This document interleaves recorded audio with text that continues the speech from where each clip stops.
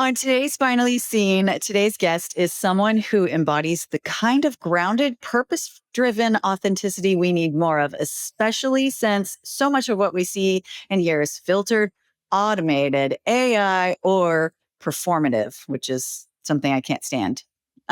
Anyway, that side. Erika Michelle Best is an evangelical speaker, devoted wife, homeschooling mom of three, a woman with a deep spiritual gift of encouragement, and the author of the upcoming book, Wait, What? Whether she's mentoring other women, sharing her message on stage, or raising the next generation with intentionality. My goodness, I can't speak today. And our values without losing what makes us human. Erika Michelle, thank you so much for joining me today on Finally Seen. Yes, absolutely. It is such a pleasure to be here with you, Chrissy. It's always like wonderful to sit and chat with you and just commiserate with you and pick your brain because you are just a wealth of knowledge. So I'm so excited for this podcast, for this episode. And thank you so much for giving me the opportunity to chat with you today. Yeah, absolutely. Well, you and I kind of have multiple circles that intertwine. And of course, I thought you had to be a guest on here because we could talk about so many things. We have so many things in common. And, I butchered your intro, but that's okay. This podcast is not about perfection. This podcast is about us just having important conversations about being confident in getting out there despite something not being perfect. And, as a recovering perfectionist, that's definitely something that I have had to get under control. So I know, you and I both kind of feel like we should have circus music following us around half the time. And so we met. I think it was primarily, it's been years, but I think it was primarily because we're both special needs moms, if I remember correctly. That is correct. And then as we kind of got to know each other, it's like, wait, our circles intertwine there and there and there and there. And I mentioned earlier, Wait, What? That's your upcoming book. I love that title because I feel like that's pretty much what we say in life a lot. Like, wait, what? Yes. So I love it. How did you come up with that title? Truly and genuinely, because I say it all the time when it comes to my life as a mom, my children, or if I simply got paid just for how many times people said, Erika, you need your own reality TV show, just people telling me that alone, if I got paid on it, I would be a gazillionaire. And so that's literally where it comes from, because my children would do something or say something and it would just would catch my attention. So often as a mom, you're doing so many different things. You're cooking, you're cleaning. As a stay-at-home mom, you're cooking, you're cleaning, I homeschool, so I'm educating, this appointment, that appointment, the extracurricular activities. My kids are always in something.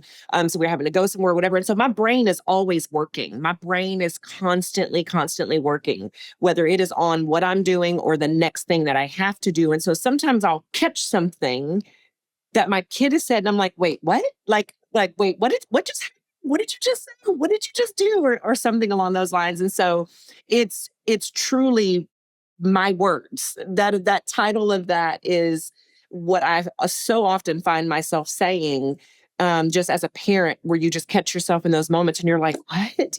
Like what just happened? So that's kind of, yeah, your kids are hilarious too. You're always posting the funniest stuff, like that dingleberry thing your son did. Oh my God. Chrissy, and it is such inopportune moments. Like it's just so random. It feels so random sometimes. The things that it's the youngest. The youngest is really the one who kind of is the catalyst behind all of this. Because the things he does and says, they just take me aback. It's if you want pure comedic gold, watch my face while he's talking, because I'm usually like this, like, what are you about to say? What's about to, because I have no idea what's going to come out of his mouth at any given moment. So, yeah. Yep. Yeah. And producers for a reality show love that. Yes. So do our pastors at our church, because they're always putting him on stage to say something. And I'm like, I don't know why y'all do this to me. I have no idea why you guys do this to me. Please stop. Oh, that's hilarious. And I think it's the same thing with Sienna. She doesn't have to try to be funny. She's just funny. And she doesn't realize sometimes she's being funny. And I remember a same sort of scenario when she got the Night of Superstars award.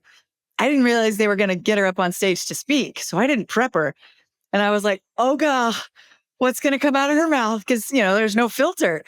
And No. so I was like,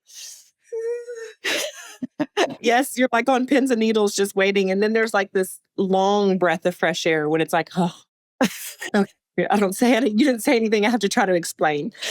yep, Yeah. yep, 100%. Well, so one of the things that I've always admired about you is that you have your social media and you're always encouraging people on it, but it's not performative. It's real, it's genuine. And, I know the word authentic gets tossed around a lot, but you actually embody authentic. And, I'm trying to be, not that I'm inauthentic, but I'm trying to not be as perfect as I once always used to try to be, which is one reason why I never really liked to be on TV because I would watch myself. Oh my gosh, my hair. Oh my gosh, I look like I'm gained 50 pounds. How many cameras were on me? Oh my gosh, why did I say it that way? But it's funny because all those bad things that I thought about myself when watching back, you can read through the comments. Not one of the comments was anything I was thinking of. No, So, nothing echoed what you were thinking, right? You're your own worst critic. yep, absolutely. And so I love that you bring so much authenticity. What does authenticity mean to you when it comes to sharing y'all's story? So for me, considering being on social media and my social media presence started long before the kind of influencer reels, TikTok kind of train, rocket ship, so to speak. And it was during a time our home had flooded during Hurricane Harvey back in 2017. So I'm going to take you back a little bit. And so my home was half gutted. They cut out the sheetrock 4 foot down Yeah. and was half gutted everywhere on the entire first floor of our home. So in order for me to have any sort of social media presence as you're marketing yourself online, there was at the time there was no way for me to edit out half of my home. Could you do that now with AI tools and all of that kind of stuff? You probably could. There's probably programs to do all of that kind of stuff or whatever, but um, at the time, I'm really big on nutrition and health and fitness, and so I had a group that was nutrition based, and it would teach people how to cook healthy meals for their family and their children. And so I would do cooking live videos. This is back when live videos were a thing before people's attention span couldn't go past about 9 to 3 minutes, thanks to TikTok and Reels. And so I would do cooking lives. Well, my kitchen was half gutted. So the only way to really show up and do that and be consistent was just to say, hey, my kitchen is half gutted, my home flooded. If you have a problem with that and you want to talk about me and the best thing you've got to offer in the comments is your kitchen looks like crap, then this ain't the life for you. Um, and so that's really what bred the authenticity is I finally just started showing up in that and encouraging other people to do the same because the more you show up as that, the more you encourage others to do the same. And people do not feel like their home has to be 100% aesthetically pleasing, look like a Pinterest board or the cover of Better Home and Garden magazine. And that was my audience. Was the stay at home mom whose home was always a mess. I would go live of me sitting doing laundry because the back of my couch was laundry for a week on end, and it just kind of, I would like to say spiraled out of control, but it really didn't spiral out of control. It just bred this like endearing persona, which it wasn't really a persona. It was truly who I was, but it just kind of sparked this whole season of just thank you so much for showing up as that, because now I know like I don't have to have every breadcrumb picked up or every dish perfectly placed or whatever. And I'm like, because that's just not my life. It's not my children. There were times I was going live and my kid was climbing my headboard and I had to step away from the live to go tend to my kid who was climbing the headboard in my room. Um, and I didn't want to edit that out. I didn't want to have to, oh, I can't produce this. I can't put this out because a kid came running across the screen. I just didn't want to. I wanted to show up as this is just real life and you can be successful and show your real life at the same time. So that's kind of how that. Well, I love it too, because it's like you've got a message to share, you've got, good value to bring. And so you don't have to wait for it to be picture perfect to share that. And so, I guarantee you touched countless lives and made many other women feel seen by just showing up and going, you know what? Yeah, I didn't have time to do the laundry today, so we're going to do it together. And Right. Yeah. That's my hope. That is my hope, is at that time. Now it's different because it's changed. Social media has changed a lot. Now everything is all about aesthetics and ASMR, and everything is all about how I reset for the day and my perfect fridge with all the containers. And I'm just like, I need to just start back going live again and going, where are all my moms at that are like, this is what your fridge looks like. And it is not in cute, perfect acrylic, home edit containers and, things like that. Like it's just, a regular fridge, as a family of five. But yeah, well, you know what? One of the other guests I had on here was a professional organizer. And that's one of the things we talked about is, sometimes that actual pretty Pinterest perfection doesn't work with real life. And so that's why I love her organizing system, because she really prioritizes your lifestyle versus aesthetics. I mean, yes, the aesthetics are there, but she goes on like, what do you really need to access in your kitchen? Let's talk about that. right, So you're right. A lot of us and I follow her organizing system. So my stuff is rather organized, but it's not Pinterest. Like I wouldn't post a picture of my pantry because it's not Pinterest ready, but it works right. for us and it's not chaotic. Yeah. Um, And we need more people like her to show that you can have the organization, even if it's not, picture perfect, you can still have that level of organization that you're looking for. Cause that's what we're drawn to. You're drawn to like, man, it just looks like so easy to just access. Like just you go and grab what you need. You can see it all. It's clear. It's not hidden behind, 1,000-gallon buckets of rice or beans or whatever that you have for bulk buy or whatever. It's great to have people like that who are able to offer you the organization, but work within, like, there's just things we're not I have a little person, yep. I was just like about to bring that up.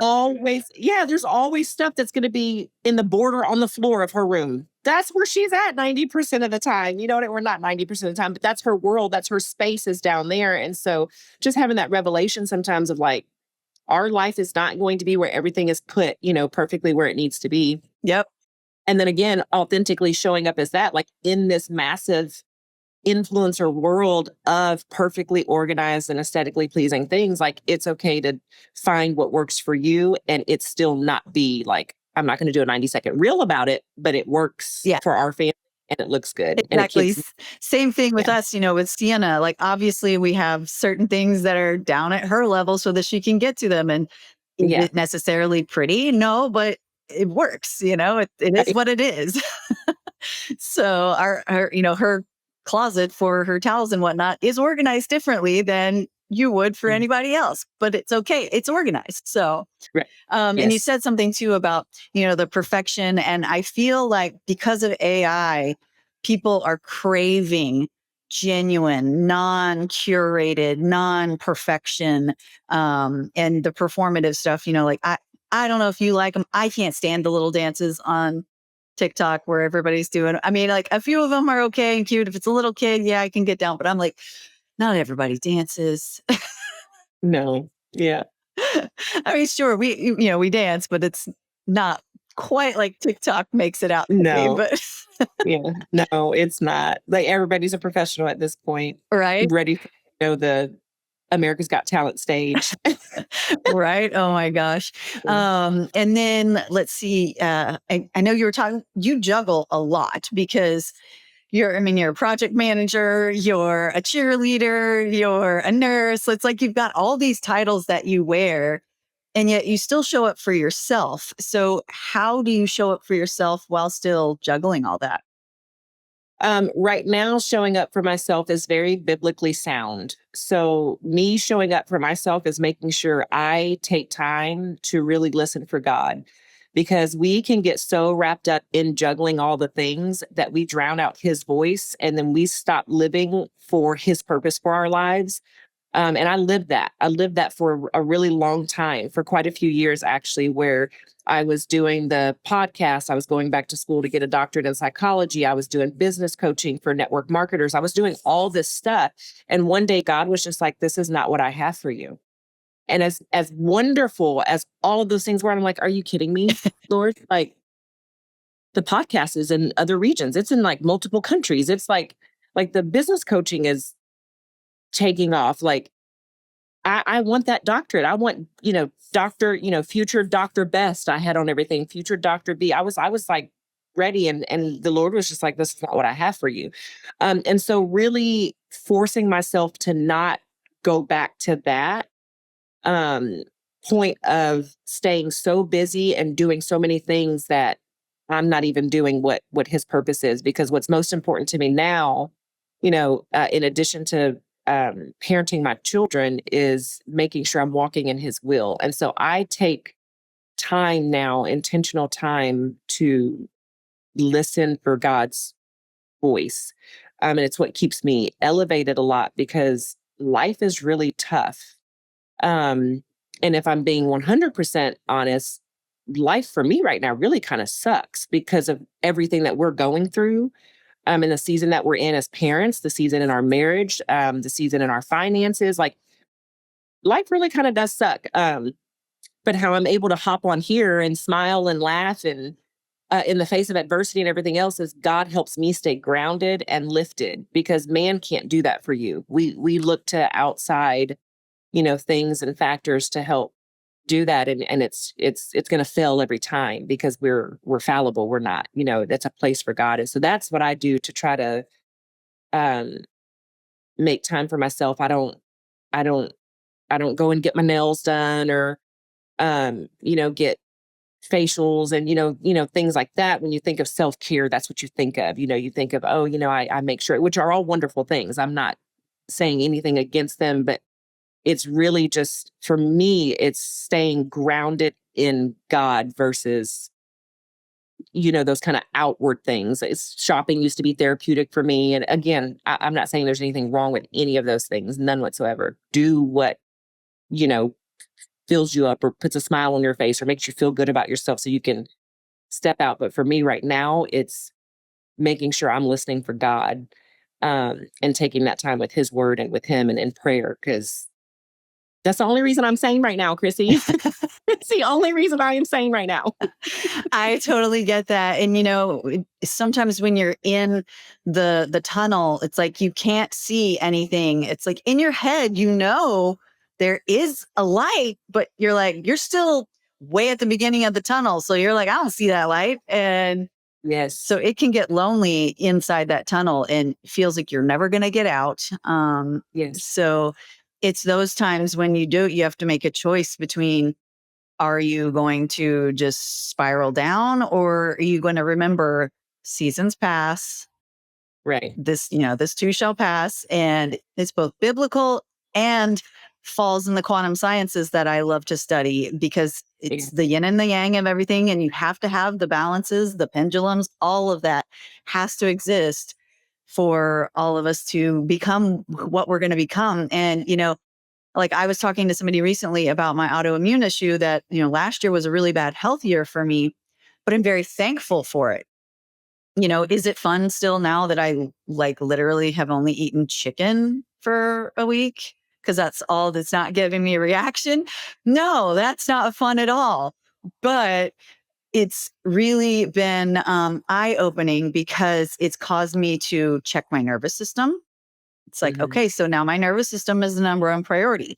So, it, talking to God more, that helps, that sort of like having more conversations. I feel like my relationship with God is more of a friend now than it was before, Mhm. and, now I understand the quantum sciences. I feel like what he put together is even more magical than I imagined before. But I'm very thankful for all of that I went through, because I feel like it's really preparing me for that vision that he put in my heart that I wouldn't have been prepared for or ready for. Mhm. And so Yeah. it's like sitting back and looking at all the crap that we go through and really going, okay, God's not just trying to be mean to me. So what is this? Am I meant to meet somebody during this season that's going to play an integral part? Am I, whatever. So, um, there's also a universal law of perspective. Hmm. And so it's like I constantly am reminding myself, even on bad days, like somebody out there is praying for a day like this. Yeah. Oh, my car broke down. Somebody out there is praying that they have a car that could break down, Hmm. and I'm not saying that for us to ever dismiss like having crappy days, because sometimes you just want to, especially as a parent, a special needs parent, you just want to sit in the corner and cry. Yeah. Yeah. So, because those days are when you have bad days with a special needs kid, it's like it just sucks every ounce of It can swallow you up. anything out of you. And, I do remember times when I couldn't show up for other people because I was just trying to show up for myself. And that was really hard. And there's still seasons where, as an entrepreneur, you get it, having had your own business coaching thing, it's like being an entrepreneur is really hard. Hmm. Yes. So Yes, it is. I don't even know where I was going with all of that, but clearly somebody out there needed to hear that because that's what came out. So, Yeah. um, Yes. Well, and I'll say two things about that. You made two very important points. When we're going through stuff, it is beneficial to say, number one, it could be worse, or number two, somebody out there is literally praying for your worst day because they have it worse. So your worst day is a blessing to them. Um, and I've had this conversation multiple times in the last 2 weeks. It's really good to have that perspective, but we want to be mindful to not yeah, diminish our own struggle when we have that perspective. So use it to pull you up, use it to lift you up, but also still allow yourself to have your day, to have your moment, to have your rough bout. Just don't live in it, don't settle in it. Um, and then the other portion, you said is so difficult sometimes as a special needs parent to be there for other people. I mean, I feel like I lived that for so many years, and I had a friend of mine not too long ago. She and I became friends in like 2018. She was my neighbor, and we would go and do stuff, and it was like this just constant back and forth. There were just things that I was like, man, it feels so good to be able to finally feel like I can pay somebody back or contribute just as much as they have. And not that I'm keeping score. And I had to tell her this. I was like, I don't mean it in a way like I'm keeping a score, like, oh, okay, you paid this time, I'll pay next time. Okay, you came over to my house this time, I'll come to your house. It's not like a keeping score thing. It just feels good to know that, like, finally, like, I can actually give back or show up for somebody else in the way that the people have shown up for me. Because there were so many times where I felt like I couldn't do that. My husband worked out of town at the time when Nala was, younger. And so there were just days where I was like, no, we're not going to make it. Like, it's just, and not even all the time because there was something medically going on with her, just mentally what we had to go through to get out of the house sometimes. I just didn't have it all together to even mentally be able to say, okay, yes, we're going to go. We're going to pack up all the things, the ventilator, the oxygen tank, all the stuff that, she had.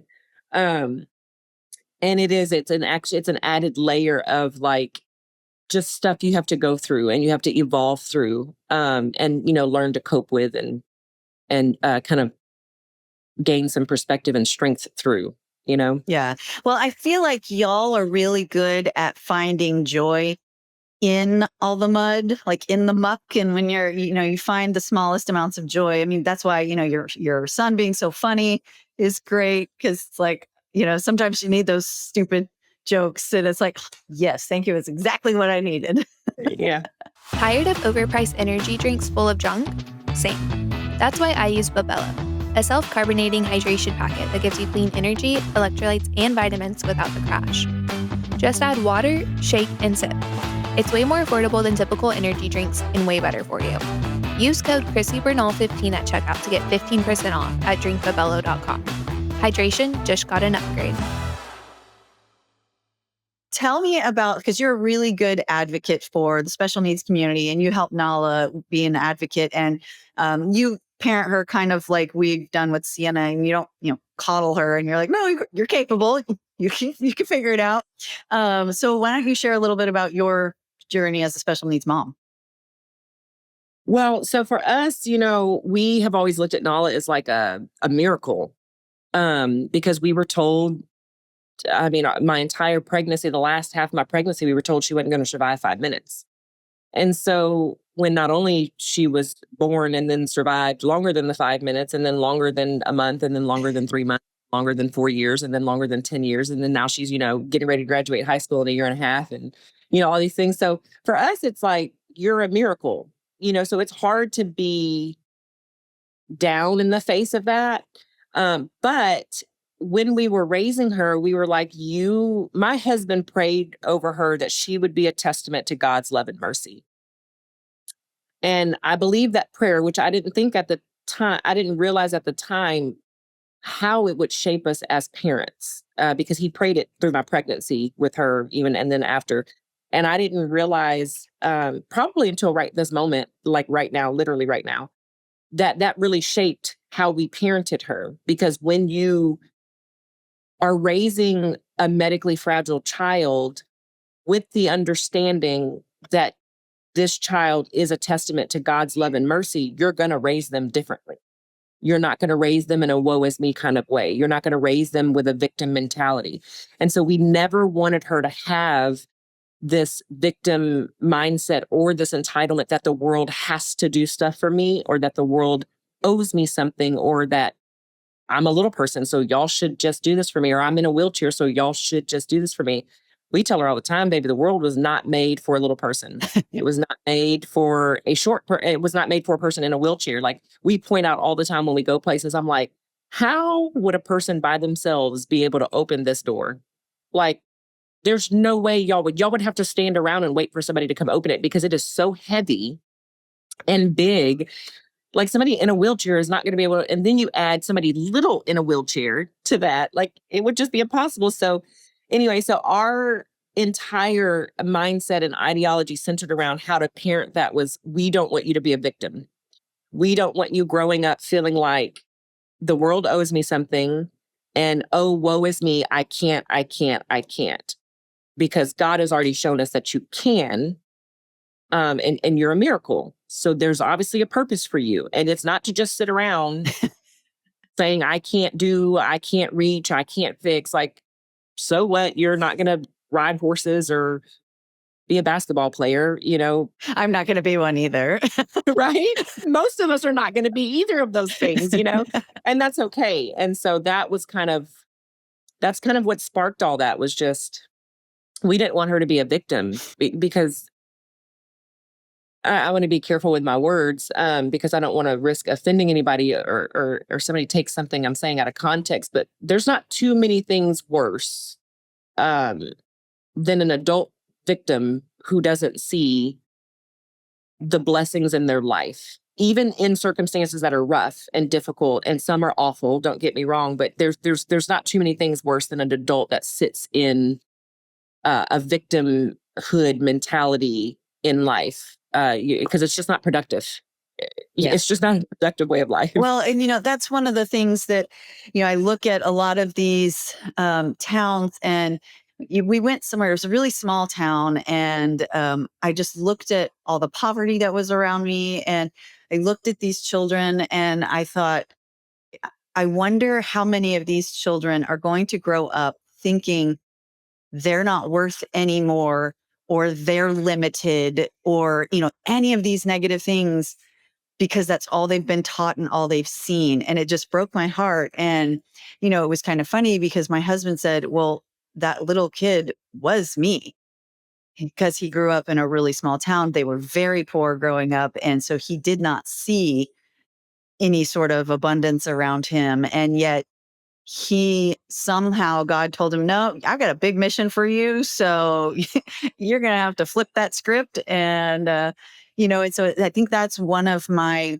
whys, is that I want to get that message out. And, one reason why we take Sienna's book, the children's book that we have about Sienna, and I take it to all these schools where the children maybe don't even have a book.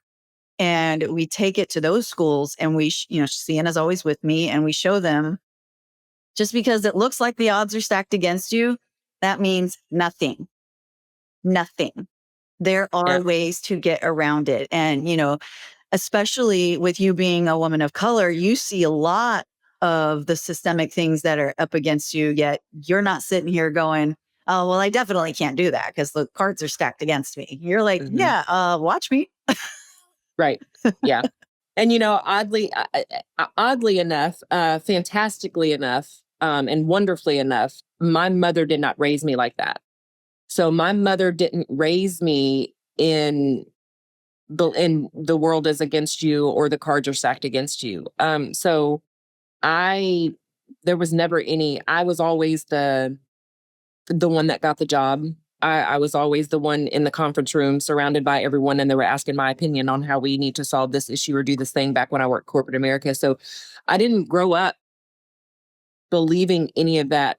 And that's probably why I raised up our children the same way, because my mother said number one, she didn't want me to grow up a statistic. And so she ensured that I was in areas that didn't allow me to fall victim to the environment, exactly what it is that you're talking about right now. And so I think her not raising me with that, and I've had this conversation many a times, and this will be a different conversation for a different day, to be honest with you. It's a whole nother topic. But when you grow up and you're told that the world is against you, people don't like you because of the color of your skin, and you could die because of the color of your skin, that's a lot of pressure for children to grow up hearing. And so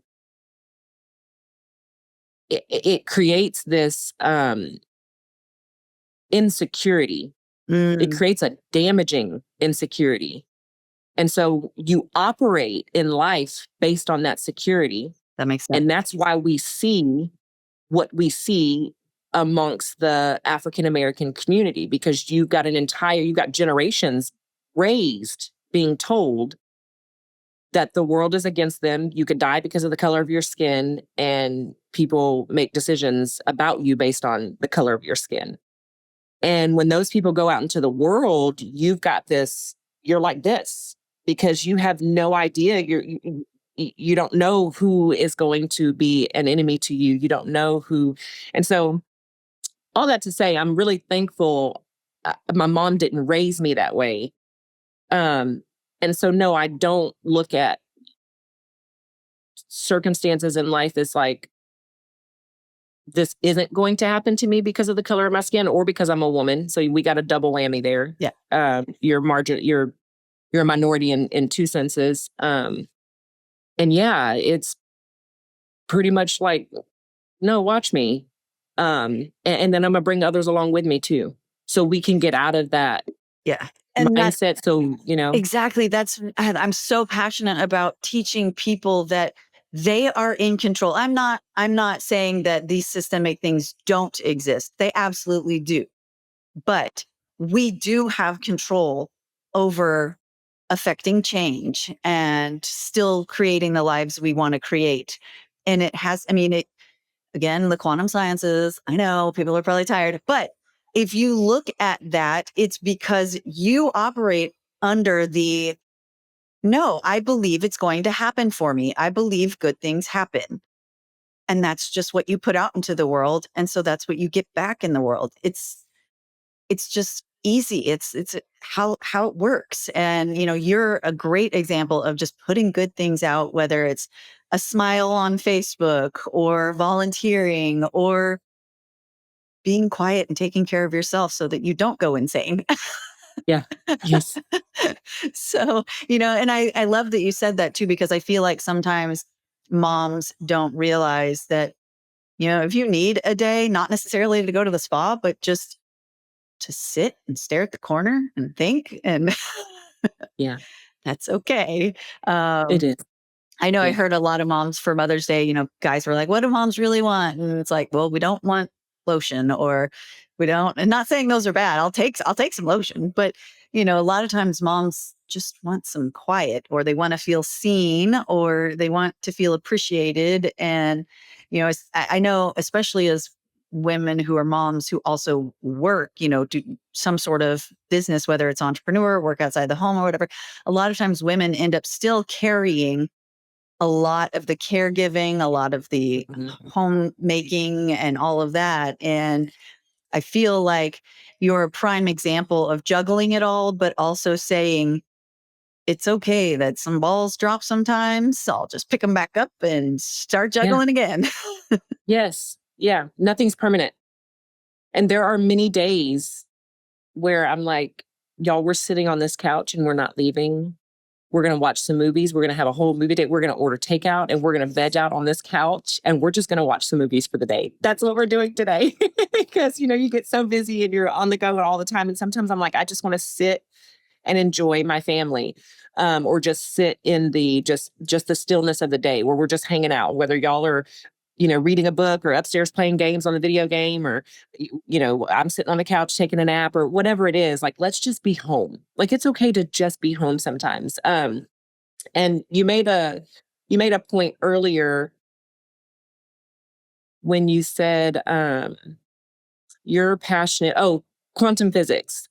Law of reciprocity. Yeah. You'll probably appreciate this law of reciprocity. And usually, like, it's in terms of, kind of your encounters with other people, what you give out, people are going to reciprocate that back. But I believe that in the world as well. And you can kind of see it with people. If you really pay attention to your friend circles, this might be a jab for some people, but you can kind of see it in your friend circles. That friend that always shows up and they're negative and something's always going on in their life and something's always problematic and that's kind of what they're putting out. And so in turn, that's what, it's a boomerang, it's kind of what they're getting back. Everything is always an issue, a problem. There's something always, going on. And so when you put out, especially when you're going through something, it's the hardest thing to do. Yeah. When you're going through crappy life circumstances and you're in the valley, we'll use biblical terms. It's hard to put out joy. It's hard to put a smile on your face. And I'm not saying like fake it. I don't mean show up and just be like, yay, everything's great in my life. No, I mean literally like find a way to serve other people. I have found like me serving other people. And I told this in the women's Bible study group last week. I was like, y'all, how can I pray for y'all? I said, because the more I can pray for y'all and focus on your problems, the less I can focus on mine. So give me something else to focus on. And it's hard to do, but if you can kind of have that mindset, you'll begin to get that back in return. And so just this week alone, I randomly have gotten so many messages from people that are like, you're on my mind this week. Like, I'm praying for you or I'm thinking of you or whatever. And I'm like, God, am I about to die? Like, I don't, why am I getting so many of these messages right now? But I think it's because that's what I've been putting out. I have been truly, genuinely trying to like, okay, how can I serve somebody else so I can not think about all the crap that I have no control over back here? Because there's no control. The circumstances that are happening in our life, like it's not anything we can control at the moment. So give me something to focus on that I could be productive in and like, help somebody else. And so I do get that back where I get people that end up pouring into me unbeknownst to them. And they're just like, hey, I was thinking about you. I'm praying for you, or here's a word of encouragement or something like that. So it's a really beautiful thing when you can kind of get out of your own funk, your own think, and like kind of show up for others and just, find a way to put that joy out there so you can get more of that back in return. I truly believe that. So yeah. So that's the extent of my quantum physics though, ma'am. Don't expect me to offer up any other thing in that subject matter. The reason why I started diving into it was, I was learning about, kind of, I've always been the type of person where I can feel like vibes or certain people, I feel heavy around them. And I was always wondering why. And so then I started learning about the law of vibration. And then I just got more and more fascinated with how our bodies work with the earth and how animals, and, that's why dogs can sense fear and things like that, because they feel your vibrations. I found it all fascinating. And it made me feel like, you know what? I have been given tools that do give me control over my situation. And so I can choose to use those tools, or I can just cry about it and just wait for life to happen to me. It's like, well, that sucks. I'm not doing that option. Right. So, and I know earlier before we hopped on, we were talking about your book. I talked about it at the very beginning, and you were mentioning to me that you're just kind of finding where you keep editing and you keep editing. And, you mentioned possibly just regurgitating it, voice memo or whatever, getting it out of your head and then handing it off to someone else. That is a perfectly fine way of getting your book out. 100%. That's one of the biggest problems I see authors face, is that they're self-editing before they get it all out. And so I'm just giving you permission to just get it out. Yeah. Yeah. Let it be unorganized. Let it be messy. That can Yeah. be figured out, but you got to get it out. Yes, it's a really good point that you've raised, and you have given me this tip. I don't know why I haven't listened to you yet, because you have given me this tip. But it's when I'm in it, and I'll even sit down with you literally in the back of my head saying that. I'll even go back to our message. Like I scroll back through it. It's like, just get it out, just get it out. And I even tell people this when they're thinking about becoming content creators and this, and they're like, well, how do I do this? How do I do that? And I'm like, don't even worry about all that right now. Just get content. Just set up your video camera and just start recording. You can figure out how to fix all the editing and the splicing and the stitching and all that kind of stuff later. Just start recording, because you can't do anything without content. So all of the rest of that stuff doesn't even matter until you at least have content. And so I even try to tell myself this, right? Like, it doesn't even matter that there's a book coming, right? Because there's no book if there's no content. There's no book if it's not written out, whether it's written badly, poorly, whatever. There's nothing until you get it all out. And so I sit down and I think to myself, okay, let me start writing. And then in the middle of that, it's like this intrusive thought happens, because in the middle of that, something will be like, this doesn't go well here. So take this and go move it down here with this story, because these two go together. And then my brain will go, well, it would make sense if you kind of categorize all these by kid. And so then it's like a collection of short stories where then it's by kid versus it's all. And then it just spirals out of control. So that's the inner workings of my brain. And I wish, and that's what I was telling you earlier, I could just go ahead and just dictate it all out. Because if I'm typing it, I'm seeing all the pieces, and then I'm like, okay, move this, edit this, center this, and all that. But if I dictate it and just speak it all out, then I'm going to be better able, I think, to just, there it all is. And whatever order it's in, somebody else can figure out So how you've best to got put it together. AI now, and you can actually dictate, literally use your voice memo on your phone, put that into something called Descript. It's a program called Descript. It's not expensive. Get that transcript, then put it in AI. Tell AI, please organize this for me. You're not asking it to rewrite it. You're just asking it to maybe give you an outline or organize or something like that to give you some direction. Then you can go from there. And, if you even find that process too overwhelming, that's where an editor can come in and actually put the human touch to it. So, it's still going to be your voice. It's still going to be your words, your story. And, I want to encourage you, because we were briefly mentioning this, the podcast isn't perfect, but I knew that there were messages and conversations that God was wanting me to have. And so if I waited for everything to be perfect, they weren't going to be had. And that's not helping expand the good messages I want to expand, put more positivity out in the world, help more people feel empowered, and use the tools that we've been given to form our lives the way we want and do good things. Because the people who are doing crappy things, they're not waiting until it's perfect to do crappy things. They're just doing crappy things.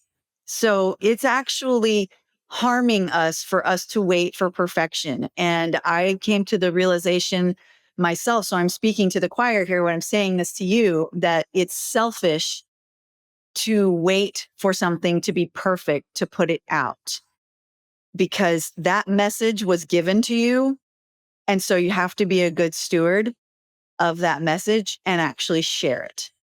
Yeah. And so I encourage you just to get it out in any format and figure out all that pretty stuff later. Yes. Yes. Yeah, I do. I need to do that. And I have several people who ask me randomly every once in a while, like, when's the book going to be done? I'm like, this is why I don't like saying things publicly, because like, if it all falls to crap for some reason, now I got to explain things.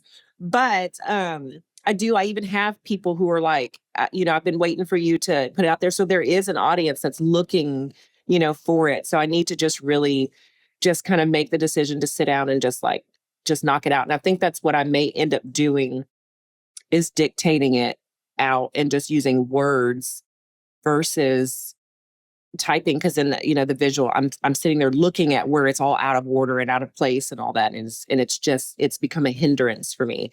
And now we're literally a year past when I wanted the deadline I had for myself. So hopefully I can. Well, and there's a psychology aspect to that too. Is your saboteur could be looking and going, "Ooh, this is vulnerable. You're gonna get judged, and we don't like that." But I can tell you, we're all judged anyway.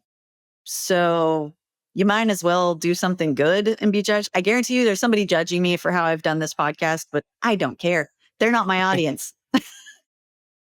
So Yep. Yep. it's like, I don't care. And, honestly, if they're judging me because I didn't do this podcast perfectly enough, that's a reflection on them. There's obviously something that they are feeling that they're projecting. And so, again, none of my business. Yeah. And it's funny because there's a quote, there's a saying that says, you don't hear, what is it? You don't hear anybody doing better than you is not talking about you or complaining or judging you or whatever. It's always those, sitting by us. And I think it's a reflection of what they did not have the courage to do. And so now they sit and judge others that do. So, yes, if anybody is judging or questioning how you do this or how you've done this, it's definitely something it's a reflection on them and not you, because you're out there, you're putting yourself out there, you're doing something for the good of other people. Whether that's collaborating with other people, whether that's encouraging other people, or just, having that conversation where it's just like, hey, this is okay, this is normal. And in some way identifies with somebody else where they can connect to it or whatever. Like, who cares if it's not perfect? Life is not perfect. We are not perfect. Situations are not perfect. So anything we put out is not going to be perfect. Just think about the enormity of what if there's some other woman out there who's sitting and contemplating maybe not continuing on with life. And she hears that you just said, sometimes life sucks, but it gets better. It's okay. You're not alone. And that's what prevents her from taking her own life. I mean, seriously, if we would have waited till perfection, that woman might not have heard the message. And you just never know what God's going to do with your message. So, yes, we want things to look as nice as possible. Sure, we want to be polished, and I'm going to put forth my best effort. That doesn't mean I'm going to be lazy about it. Right. But I'm just not going to be like, oh my gosh, my hair's probably not in the perfect place right now. Or, is my sound completely perfect? Or, whatever. I'm giving my best effort that I have right now. Right. And that's it. Yes. Yeah. No, I agree with you 100%. I know that. Like, I really do know that. I just need to apply it to writing. I really do, because there is more, and there's more. It's not even just this one book. There's a whole other, concept and idea that one is waiting on, for this one. So I really do. And I think that message is even more impactful, or is going to be more impactful than the first one. So I really just need to just kind of apply what you're saying and just really just kind of just do the dang thing. I really do. And I know it. I do. I know it. And it's just kind of getting over that roadblock. And that, little voice in the back of your head, like you said, that saboteur that's like, oh, what if, kind of thing. And just say to heck with it. One of my clients' friends, she was also a podcast guest. She thankfully is a leadership coach, and she took me through the head trash session that they do. And so we were able to, name my saboteur. So I literally gave her a name. Her name's Greta. So I don't know why her name's Greta. So sorry for the Gretas out there who are listening. That's just the name that came up. And so I now, if that voice comes up, I can go, Greta, we're good. Thanks. And then I can kind of acknowledge her and then move along and put her back. Yeah. And that has made such a huge difference, because a lot of times those are just our emotions that really just want a seat at the table. And so if we just acknowledge them, then they'll go away. Not necessarily go away, but you get what I'm saying.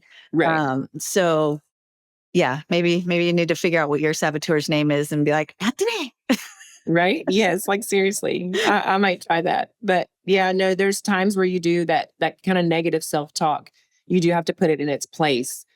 Because there's really no space for that. It's anxiety, it's fear, it's depression, it's all these things that are not they're not of God, they're not from God.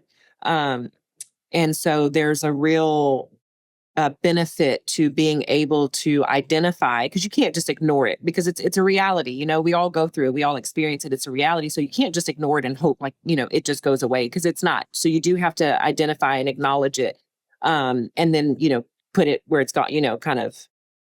It's one of those, like you said, not today, Satan. Kind of Yeah. for yourself. You have to do that in your own mind, because we really can be our own worst enemy. Yeah. We really can.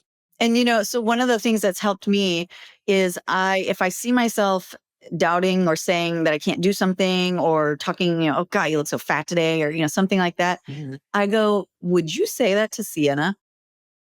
And then I'm like, oh, I would never say that to Sienna. And it's like, then why are you saying it to yourself? And it's like, Yeah. oh, okay. Yeah. One of my pastors at church, he says when his wife is, which she's a really good friend of mine, but she'll say something about herself, and he's like, hey, don't talk about my girlfriend that way. Like, he will like defend her to her, as with the things that she's saying about herself. And he's like, no, I'm not going to accept that. That's cute. And it's kind of the same thing we have to do with ourselves. Like, would you talk to your own child that way? Would you talk to your best friend that way? We talk other people up so much. And yet when it comes to ourselves, we kind of fall short sometimes. And we just berate ourselves, we just beat ourselves over the head with all the imperfections or the flaws that we see, or, where we messed up. When I used to do live videos and stuff, even when I speak at church, I don't go back and watch them. I refuse. I do not, until I have enough perspective around, like, I'll go back and watch them like months later, but I don't go back and watch them after they happen. Because you will do that and you'll just end up tearing down. The other part of that too is, think about the pain that it's causing God to hear us talk about ourselves the way we do, when we were made in the likeness of Him. And so a lot of times I'll pray. I'm like, okay, God, I do this with my children. I'm like, show me them, let me see them through your eyes. And I do that with other people, because there are some other people, like, I love God, but some of His children, I'm like, you're like, Jesus loves you, but everybody else thinks you're a jerk. Right. And so I'm like, okay, God, show me other people through your eyes. Let me see them how you see them. And then it also kind of softens your heart. And if we could do that with ourselves, like, okay, God, show me through your eyes. It becomes really precious and endearing. And I think we need to do that more. So that's another way to kind of, get rid of Greta. Yeah. Yeah. I love that. Well, Erika, how can people follow up with your shenanigans? Because I know shenanigans is part of your brand. Yes, shenanigans it's always something. We are best fam shenanigans, and almost everything in my life is that. But I am on Facebook at Erika Michelle Best. I'm on Instagram at Erika Michelle Best. My podcast is World on Fire Radio. You can find that on Facebook, YouTube, and that's pretty much it. I do not have a TikTok presence. I'm not on TikToks or anything, but I do reels here and there, and just trying to, kind of get more encouraging, positive, uplifting, biblical, scriptural kind of, things out to the world, because, it's only temporary. What we're experiencing is Well, we need temporary. more good things. We need more positivity and more people spreading encouragement and whatnot. So I really appreciate you coming on here. I know, you've got shenanigans going on all the time. So I appreciate you taking the time to sit down with me and share your message, because I know there is at least one woman out there who was desperately hoping to hear something like what you had to share today. So thank you so much, Erika Michelle. Yes. No, thank you. I really appreciate it. It's been a joy. It's always a pleasure talking to you, though. You know that. You're just a light like no other.